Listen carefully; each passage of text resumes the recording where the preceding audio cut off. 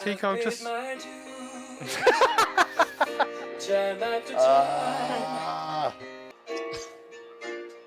Oh my god, I hate you! I hate you! No! Why are you doing this to us? I don't know, man. Can we hurry up, please? Hopefully he comes on this. He's like, he has this like rehearsed. Yeah, he does. He's been doing it all day. He's been Thinking about this. For like 5 games. Oh, I hate you. Hello, everyone. 88. Hello, and welcome to episode 88 of Draft Offsides. I'm with Tico and Enzo. My name is Keith. And congratulations to Tico, our league winner. We are covering the last 2 weeks of the season. We're going to talk through some stuff and just some kind of strats. I think from waiver standpoint, right now, it's just you're just trying to ride the hot hand. Anyone who's been scoring, feeling good. And you got to think psychologically, some of these teams are just checked out on the beach. Other teams are really playing for something. So you got to really think about that. So let's get into games. Let's just kick it off. First one, Spurs 0, Palace 2. Enzo, do you want to just give a few words? Or do you think it doesn't even matter? Do you even care? I don't think it matters. He didn't even fucking put out a full lineup.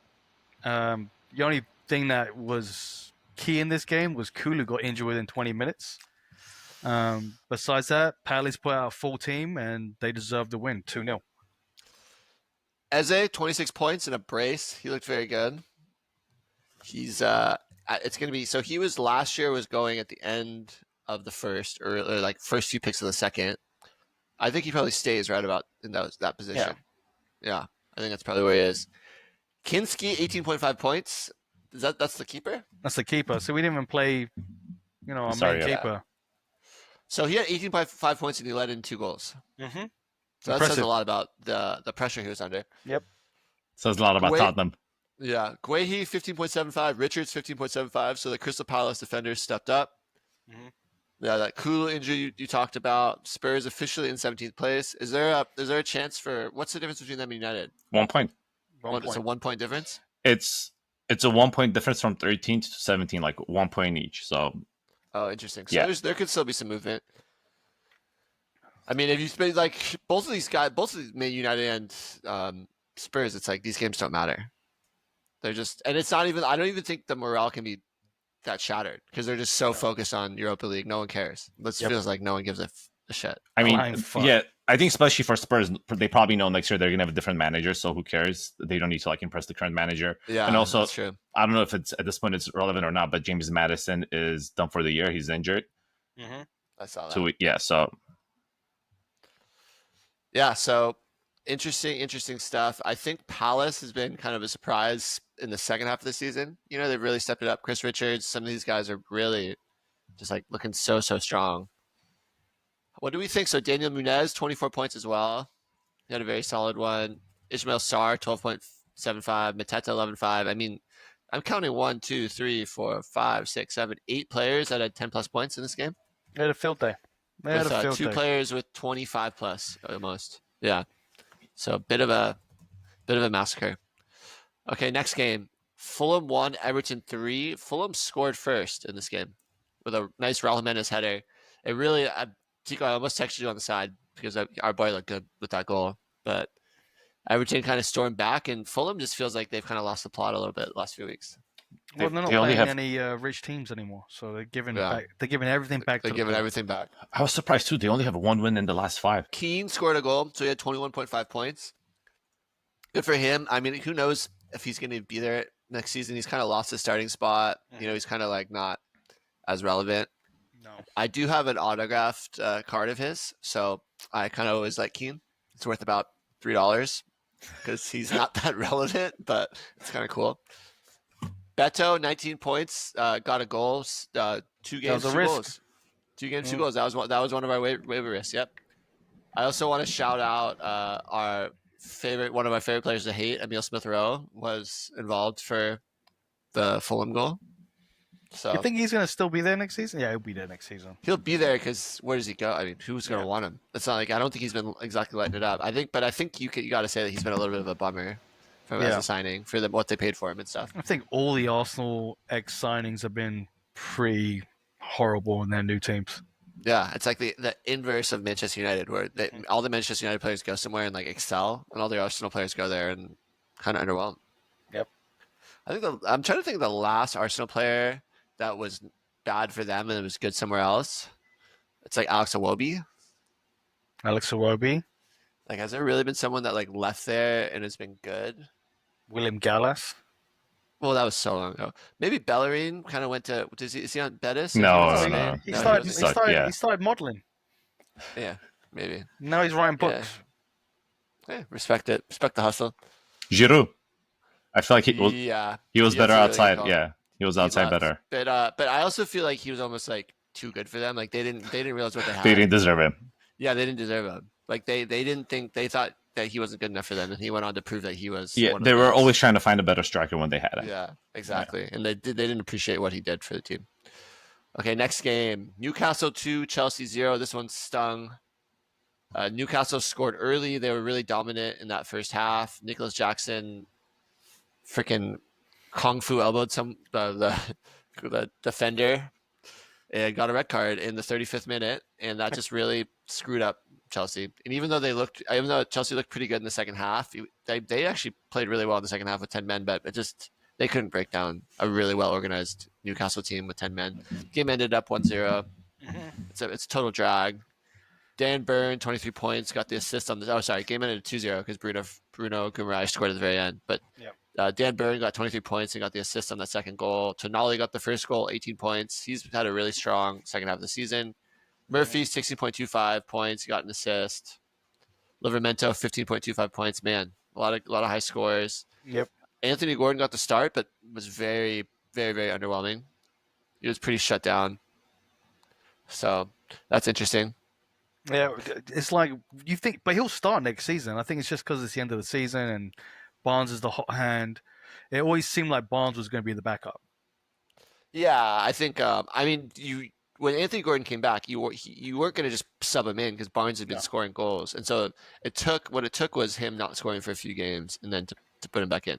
I will say though, I think Newcastle really surprised Chelsea with their lineup. They went with the back three and they had wingbacks. They had Murphy playing as a wingback in this game, and then they had like Gordon and Barnes underneath Isak. So it's just, I think the difference in the lineup really took Chelsea by surprise. Keith, I was surprised you left your Newcastle players on the bench. Was it just kind of like a Chelsea fan thing? Yeah, it was a little biased. I mean, it cost me the matchup. Yeah, leaving Burn on the bench, but I just felt like I thought there was going to be more in this game just because they both needed goals, and if I thought if Newcastle scored early, that Chelsea would really push and try and get one. And Chelsea has been scoring a lot of goals recently. Yeah, so, and the alternatives were matchups I thought were better. Like Fulham versus Everton in my mind, I thought would be a lower scoring game than it was. I didn't think Fulham would let 3 in. Well, also you had a Forrest defender against Leicester City that they let into. Yeah, so I got really makes sense. I think the matchups for me, it just felt like there were stronger matchups elsewhere, but it bit me in the ass.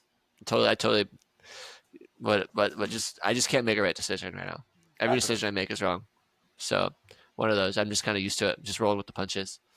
Very underwhelming game for Palmer, 5.5 points. Neto did barely anything. I mean, most of the attacking players, it's kind of understood. I think that red card just...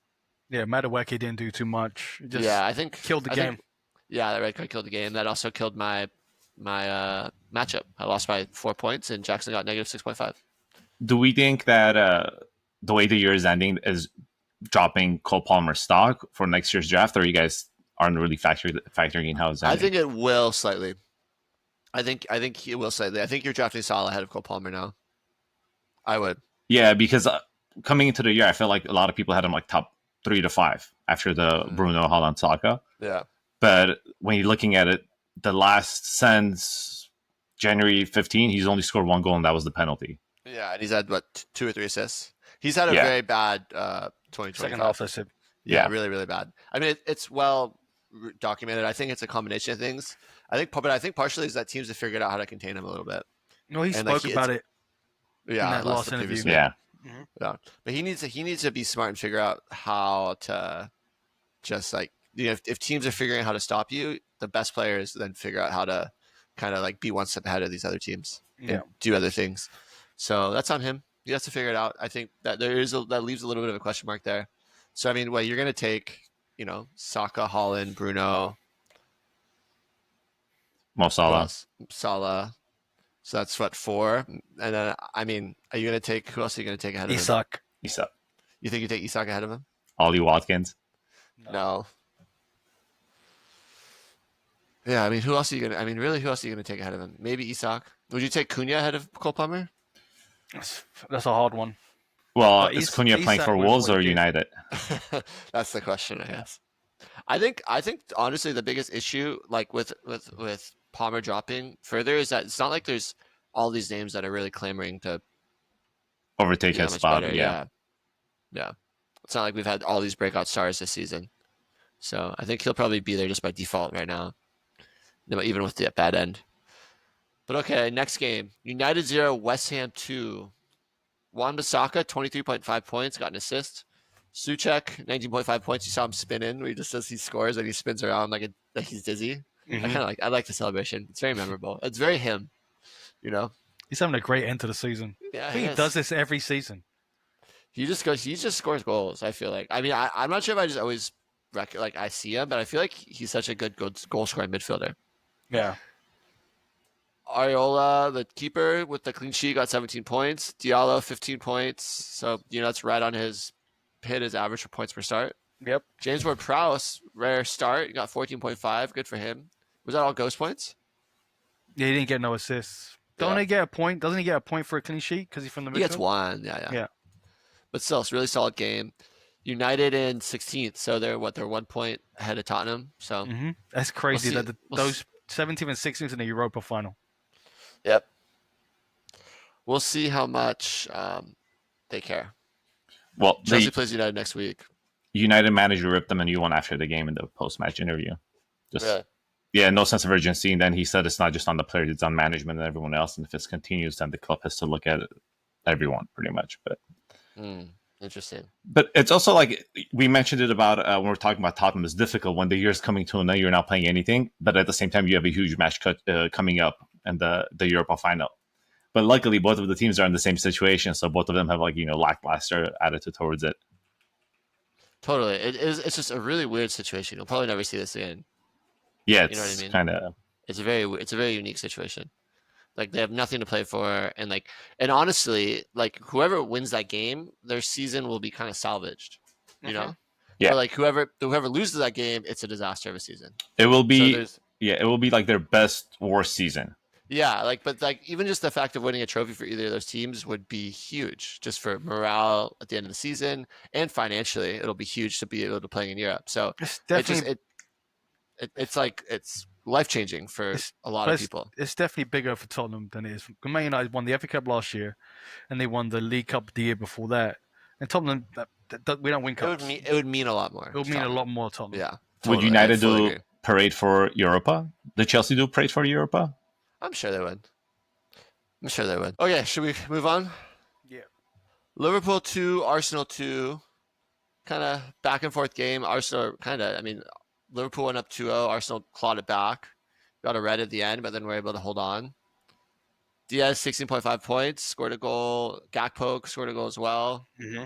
Odegaard, 15 points. He's kind of showed up, but, too little too late from him.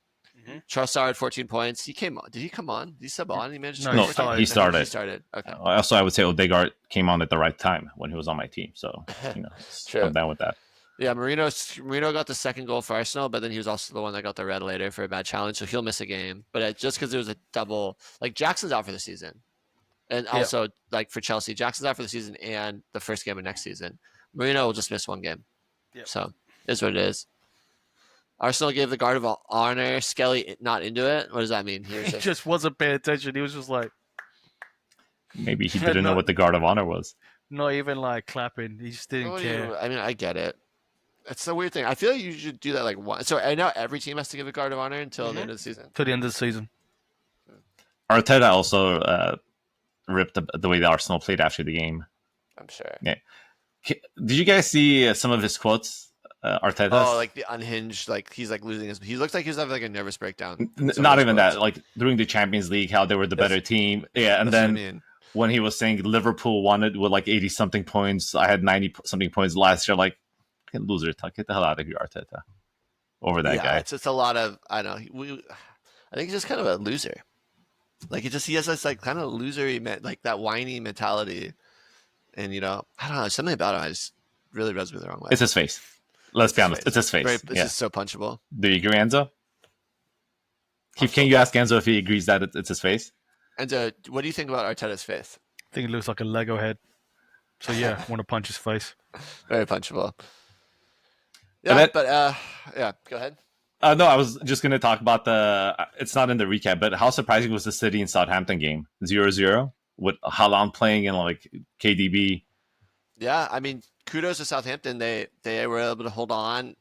They're officially not the worst team in the history of the Premier League. They were tied for having the lowest point total in the history of the Premier League with Derby, and they officially are not that. So good for them. I thought it was interesting. So I picked up Ederson in one of our leagues this week, thinking like, I'll get, clean sheet automatic, and I got the clean sheet. But that's literally the only points he scored. He had 6 points for just a clean sheet, and he had no saves, no high claims, no nothing. What a cheer at the end of the game, though. What a fucking cheer from the crowd. You never seen this crowd. Good for them. I think they're proud. Man City, come on. Yeah, it's huge. Yeah, it's also that kind of. That hurt Man City. Yeah, it just kept the door open for the top 4 stuff too. So interesting. Did you guys see? Ruben Diaz said how like they were not even trying to play football or something along those lines, and then Southampton sent out a tweet. Imagine not playing football and still going away with 1 point. And there was another one of the fans was like, "Mate, look at us. We haven't played football. We suck. Like, what do you expect us to do? I said that. Yeah, that's what they should have been not trying to play football earlier in the season. They could have got some more points probably. 1 point at a time. Yeah, exactly. The other game I want to touch briefly on is the Nottingham Forest 2, Leicester 2. That was a huge game in the top 4 race because now it's looking like it's still up for grabs, because we're looking at Newcastle United on 66 points, City on 65, Chelsea on 63, Villa on 63, Forest on 62. They each have 2 more games to play, so it's up for it. And then Forest plays Chelsea the last game of the season, and Arsenal plays Newcastle next week. So there could still be some major fluctuations. Didn't Forest lock up Europa? They locked up Europa. They locked up Europe. If they lose both conference. of their games, they could potentially go to conference. But they've definitely locked up Europe. So good for them, And then you mentioned it on the player recaps too about the owner coming down. Yeah. So the owner for Nottingham Forest he's known as being a very colorful character, kind of a larger than life crazy Greek shipping guy or something. And after the game, because they were up 2-0, right? And they're up 2-1. No, 2-1. 2-1. And that he came down onto the pitch and started yelling at Nuno Espirito Santos, like on the pitch in front of it. That's like crazy behavior. Yeah, that was behavior from an owner. That was some Ted Lasso shit, man. It really was, and it's just wild. And we'll see what happens there. He had if you think about it, if he had got the 3 points there, that was one step closer to being top 4. I think that guy is already counting his chickens. Yeah, he wants Champions League. He wants it so badly, but it's also like. It's football and B, like you're not even supposed to be there. No, like, to have that type of reaction in a situation like these guys are giving their all season. I think they would do good in Europa next season. Don't get wrong, it'd be the great money if would they be got huge. It would be like life changing for the team. I think if they got the Champions League, I think they'd get battered majority of the game, depending on who they play against. So especially if Wood at his old age is a striker. So apparently the reason he was upset is because they played Taiwan Awoni, the owner thought he was injured, he wasn't going to play, and I guess he missed the chance towards the end of the game. So the owner came up to talk to the manager, like, what the hell's going on with the situation? Interesting. Yeah. But that's not his decision. At all. Yeah. In that game, Morgan Gibbs-White scored 24.5 points. He had a goal and an assist. Really strong game from him. Anthony Elanga, 16.5 points, got an assist. His assist numbers are pretty crazy, Elanga's. He's had a great season, man. Yeah. What's he got like? He's had a really good season. What's he got? 10 assists? Pulling it up right now. He is 6 goals, 10 assists. Yeah. But last year he was at 5 goals and 9 assists. Yeah. and for one So each. I think he's been great. He kind of had a little bit of a cold streak, but he popped back in for this one. Third round, fourth Right. round. What I've noticed is that a lot of these teams that get into Europe when they're not and they play well, the next season because they're in Europe, they sort of just So drop. much harder. Yeah. Yeah, you've seen it. I mean, you saw it with Newcastle 2 years Mhm. ago. You saw it with Villa a little bit this year. Mm-hmm. And even with Villa, you saw that them getting a bunch of players didn't necessarily fix it. I think it's part of it's mental. Yeah. You know, it's like there's obviously the physical aspect of it, but there's also just mentally getting geared up, like playing a game on a Tuesday or Wednesday, then getting geared up for the Premier League, playing it. You know, so yeah, I think for a lot of them, it's a learning process. We'll see though. Like if it seems like Newcastle's going to make top four, if they're going to obviously have to buy some players this year. They're gonna The have to thing do is, that. they've got a really good team. I think they got some good depth in certain areas, but I think like right back, I think centre back they should be fine, but they need someone to back up frigging Isak.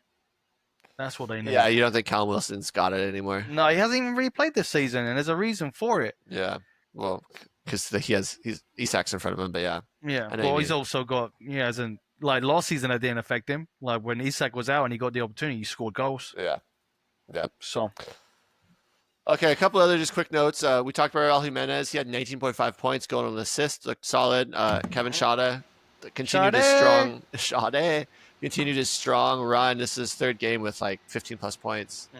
He had a goal. It was a really good goal, really well taken header. That was like from a very tough angle. Pretty impressive.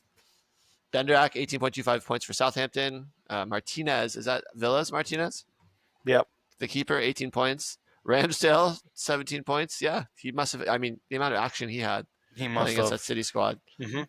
And then a little note: Jamie Vardy on 199 goals, 2 games to get to 200. Just What to should add be to his legend, you know what I mean? Yeah, I mean, do you think is that just in total, or is that That's just 200 goals for Leicester. for? Oh man, he might not get there. Yeah. Man, he had a few chances. He had a good assist this game though. Yeah. So yeah, he contributes. He's still such a. Who are they know. playing the last 2 games? Let's see. I think they play Ipswich next. So you're saying there's a chance? I'm saying there's a chance. Ipswich and Bournemouth. Yeah. So I mean, Very doable. I think he's everyone gonna do will it, it's gonna be rooting for him. Ipswich. Yeah, it's gonna be Ipswich. Well, if he doesn't do it this year, next year when Wrexham comes up, or 2 years from now, he'll be scoring No, but goals it's for for Wrexham. Leicester. It's 200 goals for Leicester. Oh, that's right, Leicester. Yeah. Maybe they'll do like a testimonial game at the end of the season or something, just to get him the goal, and we'll just count it. It wouldn't count. It needs to be They competitive. should just Competitive everyone should game. just go in the box and dive, create a penalty for him. Yeah, that's also I like that idea too. All right, should we hit up waivers? Should we get into it? Yeah. All right, waivers. We've talked about some of these guys just throughout our recaps, but I think it's at this point in the year, you're gonna recognize every name. Mhm. So first one, I think Beto, forward, owned in 45% of leagues, a goal in each of his last 2 games. Everton plays Southampton next, and with them drawing City last week and officially not the worst team in history of the Prem, I don't know how much more Southampton really cares. Yeah, right. You know what I mean? I think now No, that they're yeah. like, okay, great, we're not the worst team ever. Let's go, let's check out mentally. Yeah, we'll You know, see. I Does don't Everton have anything to fight for? Are they I think it's just kind of playing for the manager at this point, right? Yeah, that's it. They're not vying for Europe. this game's got 0-0 all over it, man. Yeah, maybe. I mean, I think there's enough quality with Everton. Everton's looks strong that Yeah. I'm not 100% that it's just totally nothing. Yep. Next is El Khannouss, mid 23%. He's had assists in his last 2 in Ipswich next. And Ipswich has really struggled to defend. They only led in 1 versus Brentford, but you have to go back 7 games before they've let in. But I feel like they've let in more goals than 1 in the last This 7 game- before that. this game they'll play because they're both going to play each other in the championship next season. So it's more like mental. You know It's what I for mean? pride. I for also think it's pride. for pride. Yeah. Yeah. So I agree. I think that Ipswich, Leicester, both are really still trying to give it a go. So I'm not mad at it. El Khannouss, again, like we've seen flashes of it in the last few games. He's actually looked like he's really started to figure it out. It'll be interesting if Leicester holds on to him next year, if some team thinks that they can kind of make a project out of El Khannouss, because you see the talents there. Yeah. So that will be interesting for sure. Next up, talked about him last week, Matt Wieffer. Enzo picked him up. Did he serve you well, or did he make your team, or was he on the bench? Yeah, he made my team. He certainly well. He was Got a- double digits. So he's a mid, but he actually plays more like he's he's a defender. But it's his 4th double-digit game in a row. He's had assists in 3 of those games. The one rub with him and why he isn't like the clear-cut number one is that they play Liverpool next week. Yeah. I will say though that it is a little bit unpredictable as far as like who's going to play and start for Liverpool. I feel like Liverpool really wanted to turn up against Arsenal. I don't know if they're going to have that same energy or like the coach is even going to want to play all the players against the Brighton team. Couple of things. I think this game is at Brighton, so Liverpool might rest their players, save them for the last game at Anfield, which is the last game of the year for them. And also, that was a great pickup, Enzo. I want to congratulate you on that. He was crucial in getting you fourth place. Okay. Yeah. Moving on. Next one, Kayode. Defense, 5% owned. That was another one that Enzo swooped up from under me because he had no clue who that guy was until I talked about him last week on waivers. No, I put him on my freaking notes last week. What are you talking about? I don't know. I don't think you're Check picking the him up notes. unless I. I Check don't the think you're picking him notes. up unless I. No, I put him on there. You had some guy named like Thomas or something that you were trying to talk about from Leicester. Because it was Leicester, but he also had 2 good games and he had double digits against Liverpool. But okay, whatever. Anyways, Kayode, I'm mad because Enzo had more fab than me and got him up. He had another really good game, 16.25 points. He was kind of the top, and he didn't disappoint after being really widely talked about on waivers. Showed up. And I think this week it's important because he showed up with the defensive work. He had a clean sheet. Brighton won 1-0, really steady. But also in that game, he still managed 2 key passes. So even in a game where he showed defensive solidity, he still was able to get forward. And he was making some really good runs, overlapping runs and stuff like that. I think he's someone I'm going to be targeting next year for sure. I like him, even though he's felt relatively young and new. Okay, 2 more names. First one, Alcaraz, 22% owned, mid for Everton. A strong performance against Fulham, looked really good. And he really looks like he belongs in this league and team. He kind of broke into the team later in the season, but he looks like he totally deserves to be here. And I think same thing kind of goes with what we were talking about with Beto, where they play Southampton next. So there could be some strong opportunities there. Last one, Julio Enciso, mid, 49% owned. I think for me, this one I like because he's kind of playing for a job next year. He's on loan at Ipswich. Who knows if there's going to be room for him at Brighton next year. He's really just trying to show up and show off. And he looks really strong. Maybe. I think that would actually be a great signing for them. He looks really strong on the ball, and he demands the ball when he has it. He's starting to look like his old self before he got injured. And what I particularly liked is even though he didn't have any, he had no ghost points, but he had 4 completed dribbles in this game. Mm-hmm. So 8.5 points. It wasn't like this amazing game, but I think if that's his, that's probably not his floor, but I think his floor is pretty strong. Given what's going on, and they play. I think they play against Brentford next. Brentford, Leicester. Everton. Oh no, is it Everton? No, I thought it was Leicester. Oh, you're right. It's Leicester. Is it? You told me you said Ipswich and Leicester are playing each other. You're right. Yeah. So it's Leicester. So I think there's the upside is he gets a goal and an assist, but the downside of him just getting, ghost points, I think there's still enough potential there that you're not like so goal dependent. Yeah, I hear you. Anyone else that you guys want to talk about? The backup goalkeeper for Tottenham, Kinski. Kinski, we talked about him briefly. What do you think about him? I mean, if he's going to start, he's averaging 10 points for the year. 5 games, 5 starts. Well, I think after the final, he's going to start. They just save Vicario for the final. But there's a game before the final. They're playing Villa. Oh, yeah. Maybe. No, it's interesting it's interesting that you decide to bench Vicario for this game. I wonder if that means that you play him in the last game just so he's like a little bit sharp. He has some match minutes, but we'll see. Keepers are weird. Okay, next game week 37, kind of getting down to it. This is the last game week where games are staggered because the last game week of the year, all the games are happening simultaneously. What are we thinking? Are there any games we like? Chelsea, Manchester United stands out, but not. I guess it kind of matters for Chelsea. Doesn't really matter that much for Manchester United. Villa, Tottenham, same thing. Matters for Villa. Doesn't really matter for Tottenham. So those will be games where upsets could happen, but hoping not. I don't think any upsets are going to happen. They're going to fold like a napkin. You guys think Tottenham and United play their players because their games are on Friday, and then Wednesday's the final. I think you're going to see a lot of rotation from them. Yeah. I think Newcastle, Arsenal might be interesting. Newcastle, Arsenal is probably the pick of the week, huh? Because everything else, like it's a lot of teams that, like a lot of matches where one of the teams has something to play for, the other one doesn't really. you know? Mm.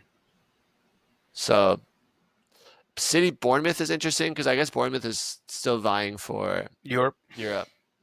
but And their loss this week really put a dent in it. well, and also City wants top 5, and they want to Yeah, try. City wants to just like secure it. I think that tie this week against Southampton is kind of embarrassing for them. So Yeah. I see that happening. City's been really interesting. Like neither Savio or Doku started this match, so there's just been a little bit of headache stuff going on there.